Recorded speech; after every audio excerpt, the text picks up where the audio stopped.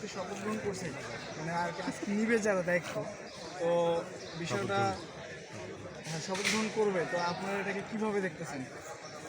কেমন লাগছে?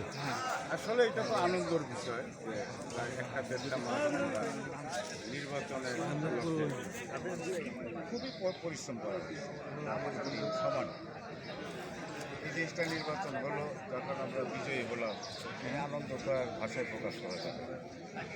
খুবই আনন্দিত এবং আজকে আমাদের দোয়া মাহফিল আছে, ওদের মতোই হবে আর কি, ওই জাঁকজমকপূর্ণ হচ্ছে না আর কি শপথটা। আচ্ছা ভাই, হবে কমলা, আপনাদের শপথ নেওয়ার পরে প্রথম কাজটা আপনারা কী করবেন? প্রথম আমরা শপথ নেওয়ার পরে আমরা রুমে বসবো, বসার পর একটা মিটিংয়ের ডিসিশন হবে, প্রথম একটা মিটিং, যেটা ওই মিটিং করার পর যেভাবে যে রুলসের যে কাজকামের অগ্রসর করা যায় ওইভাবে আমরা করবো। আরেকটা প্রশ্ন ছিল যে আমাদের ছবির ডিজেল ভাই বলেছিল যে ছবির ইয়াটা বাড়াবে আর কি, ছবির সংখ্যাটা বাড়াবে, সিনেমা হল বাড়াবে, সেভাবে একটু কিছু বলে। এটা তো দীপজল ভাইয়ের সবসময় বলছে, জানি যে উনি যেটা বলে সেটাই করে। হ্যাঁ হ্যাঁ, সারা বাংলাদেশেই সে এক একটা করে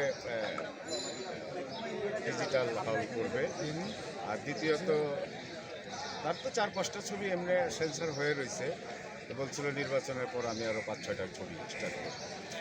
যেহেতু 2 দিন হলো, এগুলো তো একটু সময় লাগবেই, আর্টিস্টের শিডিউলের ব্যাপার আছে, হয়তো খুব তাড়াতাড়ি না হলেও হয়তো 2-3 মাস বা 4-5 মাসের মধ্যে স্টার্ট হয়ে যাবে এবং আরও অনেকেই করবে। আমাদের প্যানেলে তো মোটামুটি 15 থেকে 20 জন প্রডিউসারই আছে, 2-1 বাদে আগেও ছিল, এখনও রানিং আছে। তাইব ভাই রানিং আছে, দীপজল ভাই রানিং আছে, এরকম আরও 2-4 জন আছে রানিং, ওরা স্টার্টটা করবে। যে প্যানেল থেকে আপনি দাঁড়ান সেই প্যানেল থেকেই জয়লাভ নেতৃত্ব আমরা যারা দেই পাস করার পর নেতা হই, এই নেতাটা তৈরি করে কিন্তু ভোটার। বিগত আমি আগে 2বার ট্রেজারার ছিলাম, একবার দপ্তর ও প্রচার সম্পাদক। 2015-তে আমি ট্রেজারার পাস করার পর কিছুদিন অফিস করার পর যে কোনো কারণে আমি চলে আসি, ঠিক আছে। পরে 2015 থেকে আমি আর কোনো নির্বাচন করি।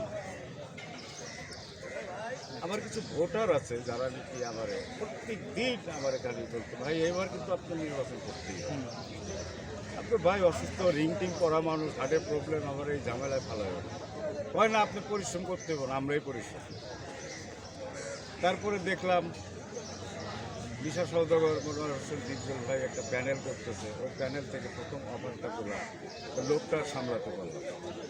যে প্যানেলটা হচ্ছে, এই প্যানেলের মধ্যে নির্বাচন করাও একটা ভাগ্য। আপনারা নিজেও দেখেন আমাদের ব্যানারের দিক তাকে কারা এই প্যানেলে আছে, এক একটা আর্টিস্ট, এক একটা বাংলাদেশ ব্যান্ড, তাই না? এরাই ইন্ডাস্ট্রিজ, এরাই ইউনিভার্সিটি, এদের তো অনেক শিক্ষা নেওয়া যায় এইসব আর্টিস্ট থেকে, এরাই সব কিছুতে আমি এই সুযোগটা ছাড়বো কেন, আর যেহেতু অফার পেয়েছি, এই অফারটা আর মিস করলাম তারা। আর সবচেয়ে বড় একটা জিনিস আছে, নিজেরটা নিজে বলা ঠিক না, সততার একটা সবসময় কিন্তু জয় হয়। আমি বিগত যতদিন ছিলাম, ভোটাররা বলতে পারবে না যে আমার কোনো ফল্ট ছিল। আমি ওই ফ্যামিলি থেকেও আসিনি যে আমি ওই শিল্পী সমিতির ফর্ম বিক্রি খাবো, তোমাকে সদস্য বানাবো, 1,000 টাকা দাও, তুমি আমার এইটা খাও, এইটা করে দিব, এগুলো তো প্রশ্নই আসে না, মানে কল্পনাও আসেনি কোনো। সতের যে একটা জয় আছে, ওই জয়টা এবারও আমার ভোটাররা দিয়েছে। ভাই, এই ফর্মের বিক্রি কিন্তু একটা সময় ছিল, এখন কিন্তু সেটা নাই, এটা কি আপনার মানে? এখন নাই মানে আগে তো খুব ব্যস্ত ছিল ইন্ডাস্ট্রি, তখন আর্টিস্টেরও ব্যস্ততা, নতুন নতুন ছেলে মেয়ে আসতেছে, কীভাবে শিল্পী সমিতির মেম্বার হওয়া যায়, কীভাবে সদস্য করতে হওয়া যায়, কীভাবে সহযোগী সদস্য হওয়া যায়, তখন তো এই একটা খুব ছিল, তাই না? এখন তো আস্তে আস্তে ছেলের সংখ্যা কমে গেছে, এখন সবই কমে গেছে, ঠিক আছে। তো এখন যে পরিস্থিতি দেখতেছি চলছে, আবার আগের জায়গায় ফিরে থাকবে, ওই ধরনের না হলেও কিছুটা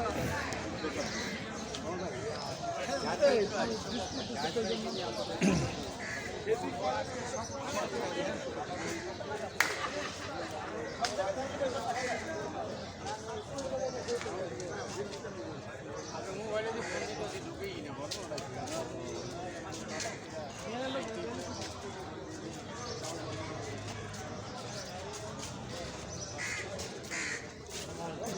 আসসালামু আলাইকুম।